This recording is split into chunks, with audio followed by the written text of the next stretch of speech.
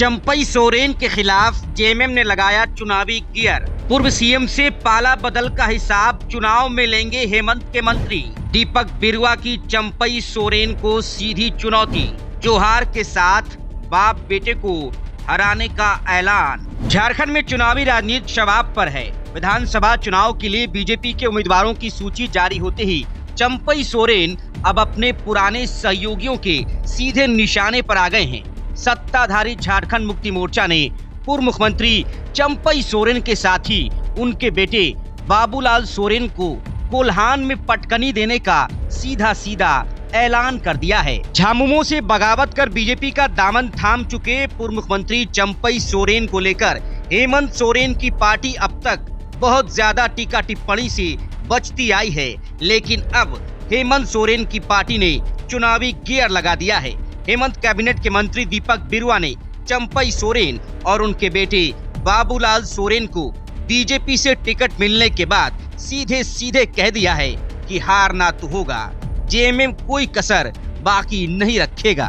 दीपक बिरुआ ने सीधी चुनौती देते हुए ऐलान किया है कि जब तक पिता पुत्र की जोड़ी को हरा नहीं देंगे तब तक मानेंगे नहीं।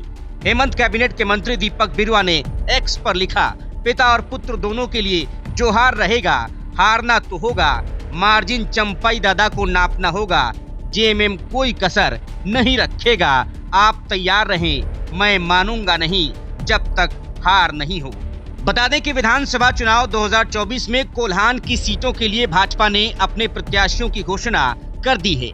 बीजेपी ने चंपई सोरेन को सरायकेला, वहीं उनके पुत्र बाबूलाल सोरेन को घाटशिला से अपना कैंडिडेट घोषित किया है। वहीं इंडिया गठबंधन की तरफ से प्रत्याशियों की आधिकारिक घोषणा अभी बाकी है। वहीं सरायकेला हॉट सीट बन गई है। जेएमएम के कद्दावर नेता रहे पूर्व सीएम चंपई सोरेन के भाजपा में शामिल होने से इस विधानसभा क्षेत्र की पूरी सियासत ही बदल गई है।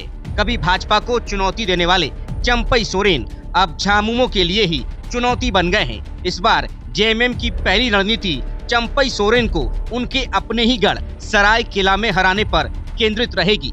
चंपई सोरेन का जनाधार और उनके सियासी कद को देखते हुए झामुमो के लिए ये लड़ाई आसान नहीं होगी। राजनीतिक गलियारों में चर्चा है कि चंपई सोरेन को चुनौती देने के लिए जेएमएम बड़े और दमदार चेहरे को चुनावी मैदान में उतारने की तैयारी कर चुका है, लेकिन इस पर बेहद सावधानी से कदम उठाने जा रहा है। फिलहाल वो अपने उम्मीदवार के नाम का खुलासा नहीं कर रहा ताकि चंपई सोरेन को किसी तरह की रणनीतिक बढ़त मिल पाए।